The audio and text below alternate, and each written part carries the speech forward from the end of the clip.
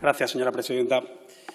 Señor Sánchez, los españoles merecen un Gobierno que no les mienta. Merecen un Gobierno que les diga siempre la verdad. Lo merecen los casi 14.800 fallecidos por culpa del coronavirus, según sus datos oficiales. Lo merecen sus familias, destrozadas de dolor por no haber podido despedirse de ellos ni acompañarles en sus últimos momentos. Lo merecen los casi 150.000 contagiados y los 60.000 hospitalizados que siguen luchando contra el virus. Lo merecen el medio millón de profesionales sanitarios que se están jugando la vida por salvar la de los demás en condiciones a veces lamentables. Y lo merecen los 47 millones de españoles confinados desde hace un mes que en pleno Jueves Santo reciben con resignación su decreto para mantenerles encerrados en sus casas 15 días más. Señor Sánchez, le sonarán también esas palabras. Necesitamos políticos que no rehúyan los debates, que den la cara, que den seguridad a los ciudadanos, que protejan a los profesionales de la sanidad pública y que no nos responsabilicen de sus propios errores. Sigue. Las palabras que nos salen son desamparo, desvergüenza, descoordinación, desinformación y, en definitiva, desgobierno. Esto lo dijo usted el 7 de octubre de 2014, cuando apenas habían pasado 24 horas del único contagio de ébola en España. Usted ya había dictado sentencia sumaria contra el Gobierno del Partido Popular como culpable de la epidemia y le había exigido su dimisión. Pero la buena gestión truncó su deslealtad. Las medidas eficaces evitaron más contagios y la única enferma fue curada. Solo perdió la vida su perro, lo que nos costó 25 manifestaciones en las que nos llamaron asesinos. Su autoridad moral para pedir ahora lealtad y unidad es nula. Pero aún así, nosotros mantendremos hoy el apoyo a las medidas de contención de la pandemia, porque la guía de nuestra vocación política es la ética de la responsabilidad. Le recomiendo que la practique alguna vez usted también. En la primera votación del estado de alarma hace un mes le dije que no estaba solo. En la segunda, que esto no iba bien. Y hoy le debo decir, así no. España es el país del mundo con más fallecidos por millón de habitantes a causa del COVID-19 y ya registramos la quinta parte del total mundial. Somos el primer país del mundo en contagios de profesionales sanitarios, casi 20.000, es decir, 1 de cada 7 infectados en España. Demasiados de estos superhéroes que pintan nuestros hijos con capas blancas y máscaras verdes han tenido que usar bolsas de basura y gafas de buceo para protegerse porque no les llegaba el material. Todo esto es un terrible drama nacional. Por eso les pido que dejen de hablar solo de picos y de curvas, de despersonalizar el inmenso dolor de esta masacre en vidas humanas. No convirtamos en mera estadística a las decenas de miles de vidas truncadas y de duelos en soledad. Las víctimas merecen visibilidad pública y el homenaje de toda la sociedad. Por eso, le vuelvo a pedir, medio mes después, que declare luto nacional hasta que superemos esta pandemia y que garantice el material de protección a todos los sanitarios y que haga test masivos a todos los ciudadanos que pueden ir saliendo de su confinamiento. Señor Sánchez, casi no queda un medio influyente internacional que no haya criticado su imprevisión y mala gestión de la crisis. A ellos no les puede amenazar con el BOE. A diferencia de lo que ustedes venden, esta crisis no es simétrica, porque ha afectado de forma distinta a los países en función de la eficacia de los gobiernos y porque no en todos la oposición ha aprobado sus duras medidas como hemos hecho en España. No hay más que ver la buena gestión en Corea, Japón o Alemania, o no hay más que escuchar la contundencia de la oposición norteamericana, británica, francesa o italiana para poner de relieve nuestra lealtad a pesar del desprecio con el que nos trata. Pero no seré yo el que le exija responsabilidades en medio de la tormenta. No, hasta que amaine. No será este partido el que monte escraches a las puertas de sus casas, ni campañas del pásalo con fotos de víctimas en redes sociales. Nosotros no somos como ustedes.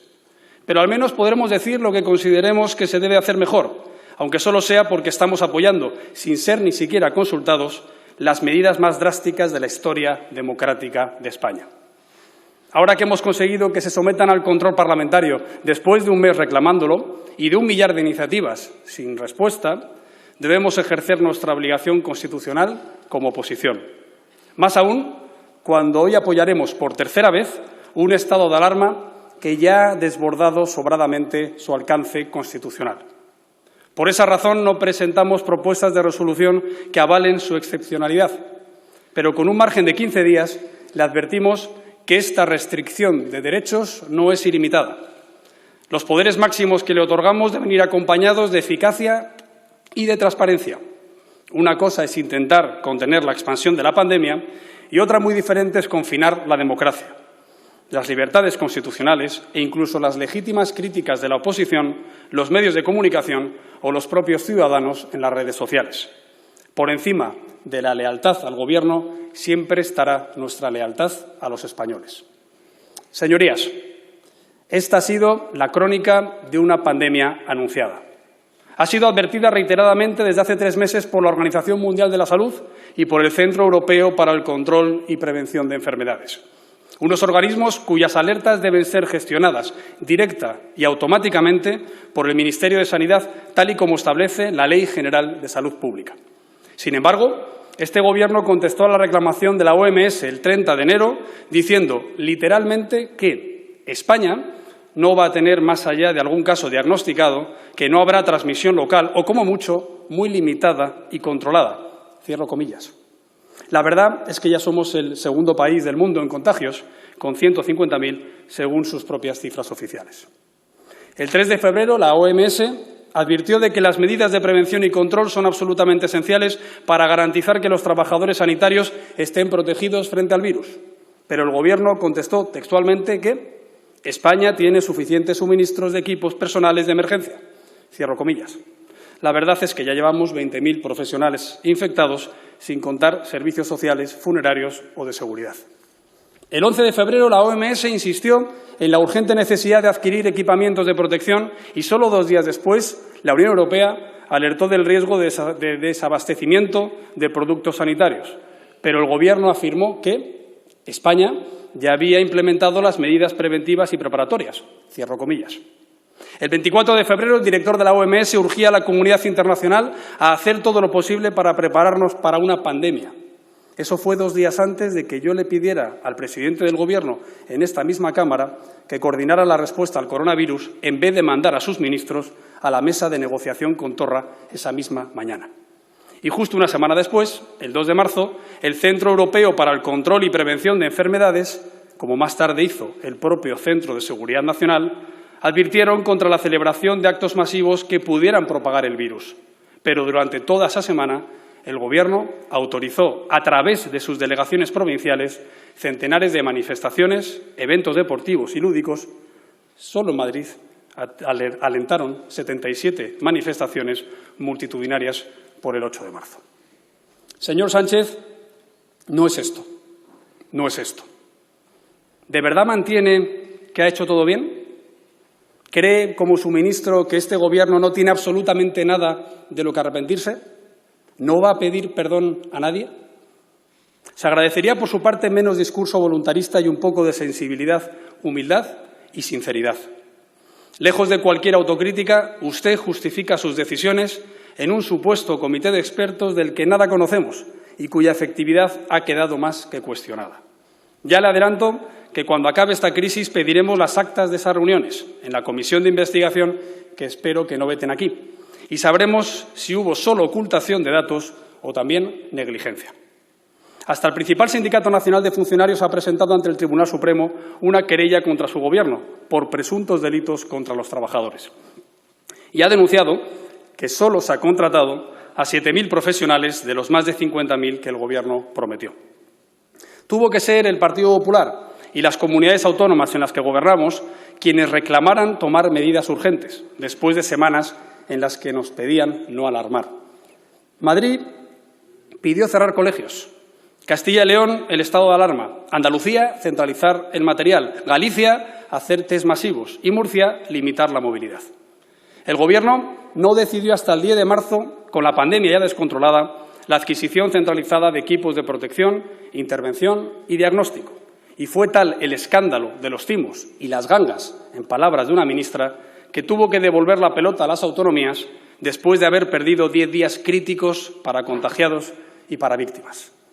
Señor Sánchez, 30 días después de tener todas las competencias excepcionales y el mando y la responsabilidad única, le pido que nos diga la verdad, le cueste lo que le cueste.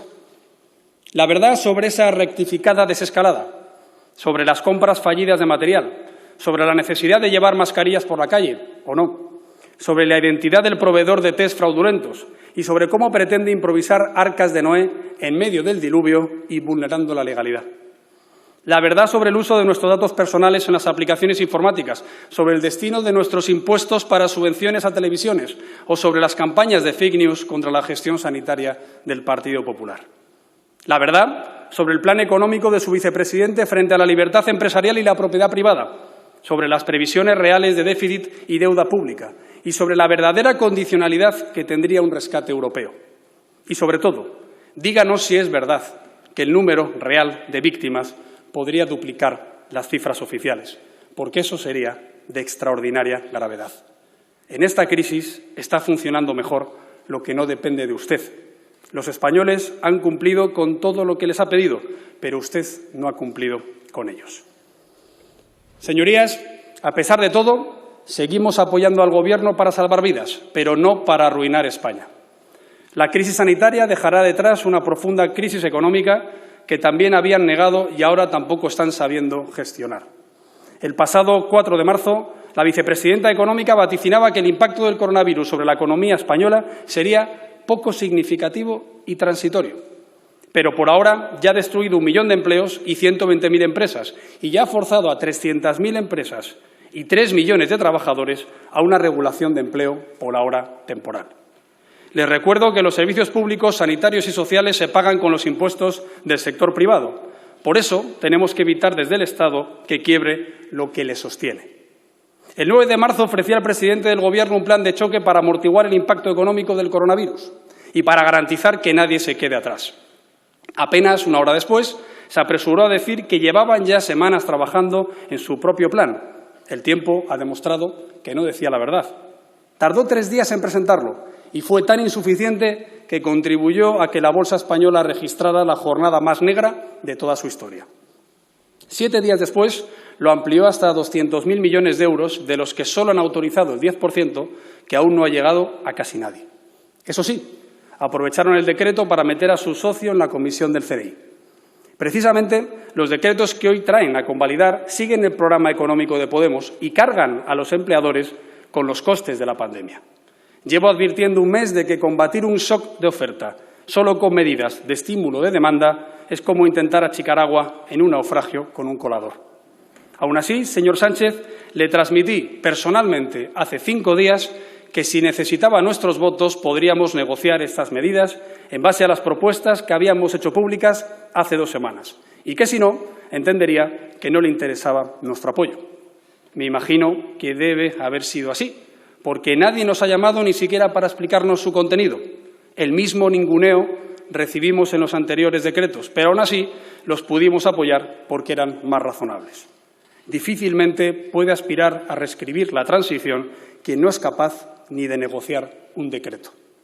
Usted dice una cosa, pero hace la contraria. Pero no perdemos la esperanza de que algún día busque un pacto de verdad y no un trampantojo para desviar el telediario de tantas malas cifras. Nosotros no ponemos primero un eslogan en un folio en blanco, sino que lo llenamos antes de propuestas. Y ahora que andan con logotipos de escudos, recuerden que el único escudo social duradero es el empleo. Por eso mantengo mi mano tendida para negociar este decálogo de medidas para los más afectados por la crisis. Para los profesionales sanitarios proponemos una paga extra por el riesgo de contagio que afrontan. Para los trabajadores de sectores esenciales planteamos su sueldo bruto durante el estado de alarma por la carga de trabajo que soportan, que bien merece la condonación del IRPF y las cotizaciones a militares, policías, guardias civiles, agricultores, repartidores, funerarios, trabajadores de servicios sociales, etc. Para los herederos de fallecidos por coronavirus pedimos la supresión del impuesto de sucesiones y donaciones para paliar el dolor que han sufrido.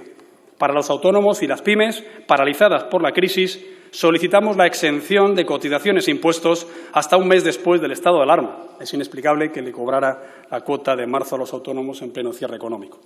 Para los afectados por ERTES exigimos la agilización del pago de prestaciones y la cobertura de los permisos remunerados por el Estado. Es lamentable que 3 millones de trabajadores aún no hayan cobrado. Para los contribuyentes pido el aplazamiento voluntario del pago de impuestos y la compensación de pérdidas de este ejercicio en el anterior.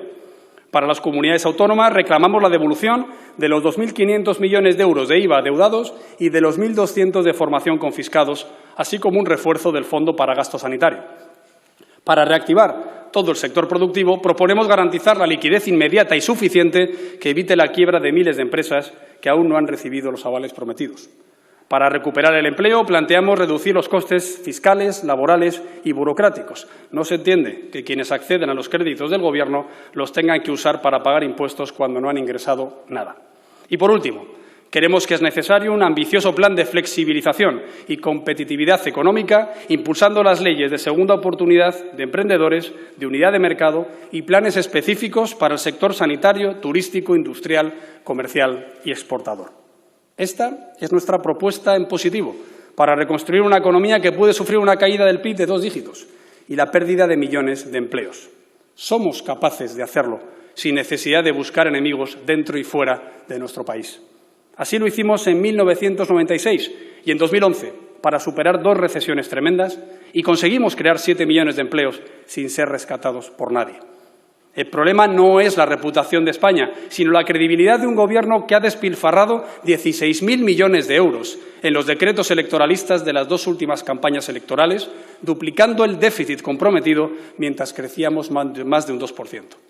Eso no lo entienden los europeos, pero tampoco los españoles, que sabemos lo bien que nos vendría ese colchón para luchar contra el coronavirus. Aún así, nuestro país podrá contar con el apoyo del Banco Central Europeo con más de 100.000 millones de euros de compra de deuda española y con el Banco Europeo de Inversiones con hasta 20.000 millones de euros y con la Comisión Europea con otros 10.000 millones, todo ello sin contar otros posibles 25.000 millones de euros del MEDE.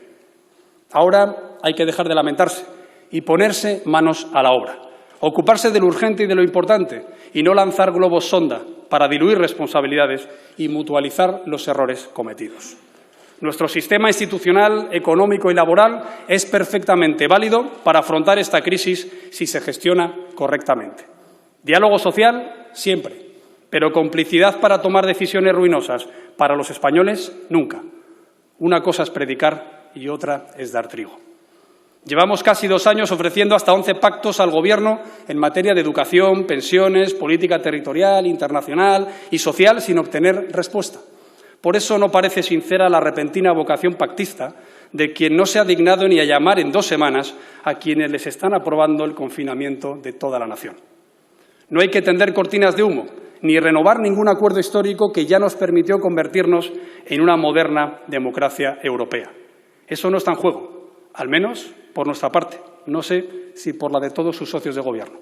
Señora presidenta, quiero terminar precisamente recordando a la generación de nuestros padres y abuelos que hicieron posible la transformación de España y que ahora son los que están sufriendo los estragos del coronavirus. Debemos proteger a los más vulnerables, curar a los enfermos, honrar a los que han fallecido y agradecer a todos lo que han hecho por nosotros. Fueron los niños de la posguerra, los padres de la transición y los abuelos que con sus pensiones ayudaron a sus familias en las crisis económicas. Hace 3 años celebramos en este hemiciclo una de sus hazañas, el 40 aniversario de las primeras elecciones democráticas. Hace 2 años conmemoramos las 4 décadas de nuestra Carta Magna, aquí también, con el rey. Y sin duda podremos homenajear la Ley de Reforma Política, los pactos de la Moncloa o la solicitud de incorporación a la Comunidad Económica Europea de ese mismo año, 1977. Pero no se debe fagotizar esos éxitos históricos para tapar los fracasos presentes.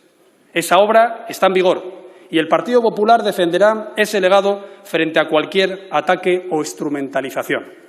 Gran parte de la UCD, que lideró esos logros, acabó integrándose en nuestro partido, así como 4 de los 7 padres de la Constitución. Y el propio Adolfo Suárez nos declaró herederos de su formación. Debemos estar a la altura de esa generación formidable, manteniendo su obra en pie, sin aprovechar esta crisis para desfigurarla. Hagamos caso a Unamuno y procuremos ser más padres de nuestro porvenir que hijos de nuestro pasado. Señor Sánchez, Puede que esta crisis le haya superado y por eso dedique más tiempo a buscar subterfugios y repartos de culpa que a encontrar soluciones. Pero no menosprecie la grandeza del pueblo español, que es capaz de superar cualquier desafío. Somos una gran nación, en mi opinión, la mejor del mundo.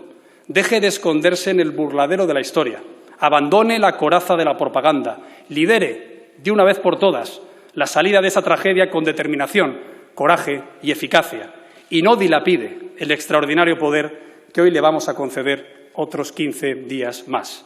Por eso es por lo que le juzgarán nuestros nietos dentro de 43 años. Muchas gracias. Gracias, señor Casado.